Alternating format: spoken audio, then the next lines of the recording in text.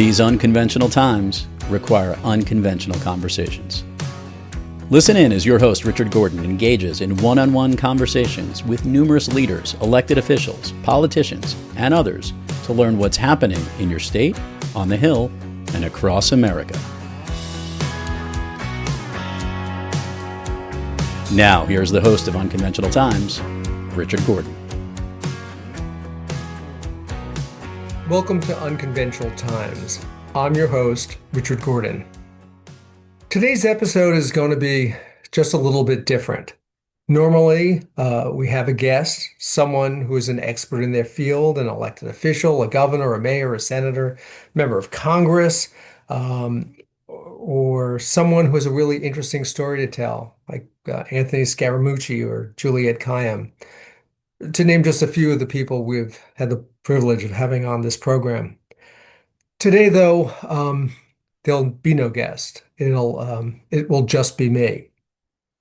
I had planned to have my good friend, Judge Frank Caprio, on this program to talk about his life, to talk about his book, Compassion in the Court, which, by the way, if you haven't read, you really should. It's terrific. It's fun and it's all about him. It's a great read and I recommend it. But I wanted to have Frank on the show, and we spoke about it a few months ago. But Frank had been ill, and I decided I wanted to wait a bit because I felt it'd be less of an imposition at a later date. Although knowing Frank, he would never have made me feel that way. But as many things in life go, I waited too long. And my dear friend, Frank Caprio, passed away just a few days ago. So instead of having Frank on the show, you have me. And I will try to capture a little of the man I knew so you could get to know him a little bit better and know him as I did. I met Frank Caprio, his wife Joyce, and their 5 kids about 25 years ago. I was introduced to them by our mutual friend, Mark Weiner, who we also lost a few years ago. Meeting the Caprios is like stepping into a very happy tornado. It is a life filled with excitement, goings-on, and happenings. The first thing you notice that you're included in just about everything. It wasn't like they sent out invitations or anything. It was just an expectation. We're doing this next week, and you just knew that you could come. I don't think they ever really knew who was showing up at their house or their events, or they really cared, because everyone was included. Everyone was welcomed. Every Sunday was an event. I would show up at their home and people would be streaming in. The kids, the grandkids, brothers, family members who were close or distant, notable folks like college presidents, former ambassadors. You just never knew who would be there. There would be people they had known for years and people they had just met the other day. There's always food, tons of food, always tons of food. And Joyce would make her spaghetti with clam sauce, which in my house is simply known as Joyce's. And it was fun.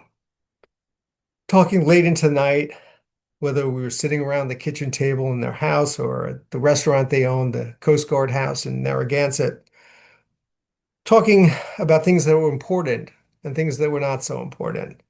Conversations about politics and world events, and the constant debate over who was better, the Red Sox or the Yankees. One night I remember at dinner there were lobsters, and I was struggling to crack the thing open. So Frank goes, "Hey, let me show you how to do that."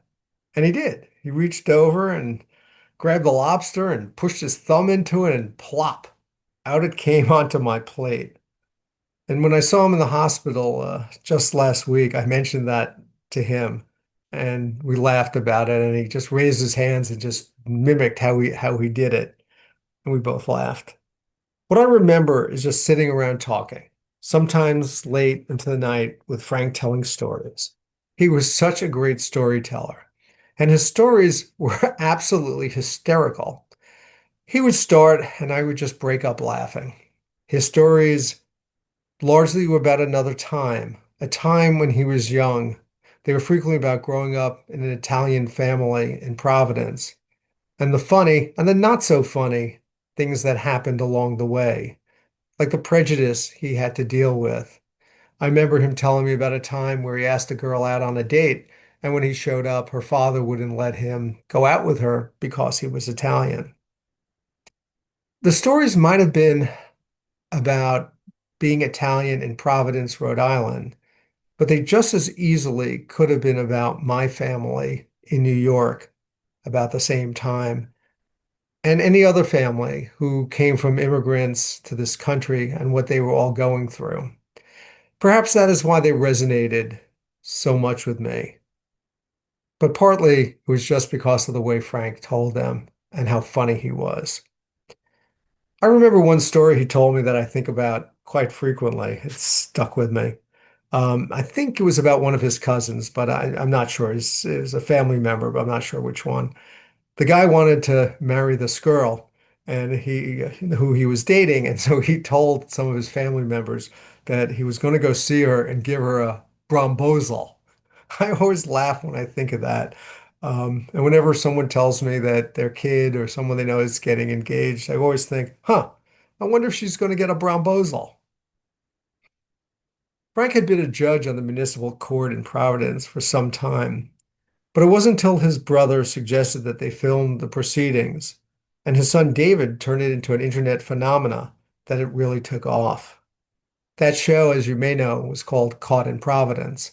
And if you haven't seen it, again, you should. You should find it on the internet and watch some of it because it'll give you real insight into who Frank Caprio really was.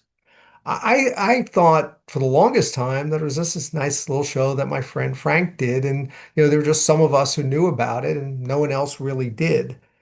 And then one day, I was stunned when I found out that he had millions and millions of followers from all over the world watching his show. Everywhere I go, no matter where it is, no matter where I talk, who I talk to, wherever they're from, they seem to know about Caught in Providence and Frank Caprio, whether they're from Europe, whether they're from Asia, whether they're from Brazil, wherever they're from, it just seems people are like, oh, I know that show. And what's really amazing to me, and the great thing, is that everyone I speak to about that show and Frank Caprio feel like they know him personally. What was amazing about Caught in Providence and what made it such a huge hit was Frank. People got to see what a kind, decent, and caring person he was. People got to see what compassion truly looks like. For many of us, a traffic ticket is a mere nuisance, something you have to pay, maybe points on your license, but something that just has to be done and gotten over with. But to many people, to many of the people in Frank's courtroom, it was a much different story. It was the difference between getting your car fixed, paying your rent, or even feeding your child. The money that they had to pay for these tickets was real and very important and made a difference in their lives. I remember sitting in Frank's courtroom one day when a young mother was brought up on a slew of traffic violations. As Frank frequently did, he called her daughter up to the bench. He said, look, I could sentence your mother to pay $100, $200, or $250. What do you think she should pay? And without missing the beat, this little girl looked at the judge and said, $250. Well, Frank was really surprised. He thought she'd say 100. After all, it's her mother. He goes, why? Why $250? And the little girl said, because she did something really bad and she should pay for it.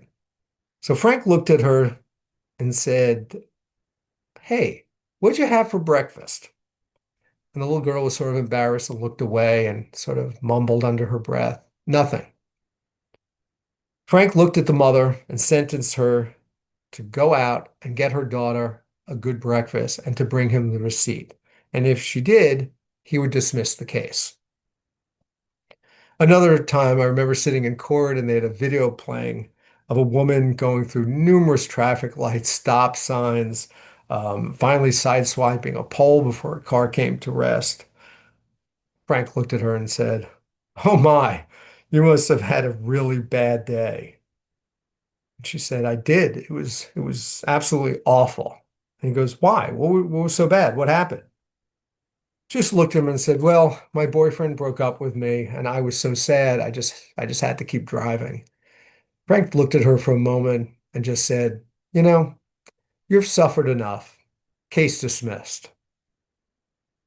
And that was Frank. He was the humanity in us all, and he saw the humanity in all of us. Frank had power. He had the power to use the force of the law to punish people. But Frank didn't see it that way. He didn't see the law as a sword, but rather as a shield that could protect people, lift them up, make their lives better. It's one thing to have power, but it's another thing to choose not to use it, to use power to make a bigger point, a point to help people get on with their lives. That, to me, is real power. The power not to use the force that you've been given. The power for good. That's how Frank used his position, to do good, not to punish. But even as his fame grew, he didn't change. He remained a man of honor, humility, and humor. Even in those last days when I visited him in the hospital, it was never about him. He was always interested in you. What were you doing? What's going on with your family? How are the kids? What's happening? What are you thinking about these days? It was always about the future. It was always about you. It was never about him. And someone like him who had reached such heights on the show, in the community, could easily have made everything about him, but he never did.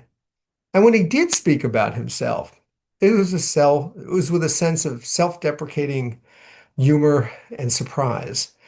I remember him telling me during one of those last visits to the hospital, just a few days before he died, he said, "Hey, did you hear? They named the courtroom after me." And he looked at me with a smile and kind of chuckled a little bit with a sense of shock about it. I told him they should have named the whole damn building after him. And they should, by the way. They should. He just smiled and laughed.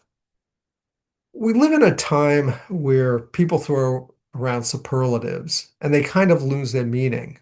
Everyone seems to be a hero these days. Everyone is great. Everyone's done amazing things. But Frank truly has, and Frank truly is. He was a hero to all the people he helped, me included, the people he met both on the bench and off the bench. He was a great husband, a great father, a great grandfather, and a great friend. I can attest to that myself. I saw it. Frank's legacy will be in the lives he improved by giving them a second chance. It will be in the kindness he showed to all, whether he knew you or not. I hope we can all learn from him. I hope we can all be a little kinder, more decent, more civil, and try to understand what someone else is going through and treat them with care. That's what Frank Caprio did. That's what I hope we will learn and do ourselves. He tended to see the world as if he lived in their shoes and tried to figure out what they needed. And he tried to be the person to help them get that. He leaves us with a great legacy and a great responsibility to continue his work, to be more like him. It was a life well lived. In thinking about Frank these last couple of days since his passing, I'm reminded of the words Vice President Walter Mondale said when he utilized his his good friend Hubert Humphrey. What the Vice President said was, he taught us how to live, and ultimately, he taught us how to die. That is exactly what Frank did. Even in his darkest days, he was filled with humor, with grace, and love for all those around him. He tried to lift them up even when he could no longer lift himself. I will miss his stories. I will miss his jokes. I will miss his laughter. So let me end this special memorial version of Unconventional Times with some of the lyrics of one of my favorite songs because I think it's just so appropriate right now. When all our summers have come to an end, we'll meet and live and laugh again. Yea, up around the river bend, for death is not the end. I'll see you around the riverbed, Frank, for death is not the end. May your memory be for a blessing. To all of you, be like Frank, stay unconventional, and do something good. We'll see you next time.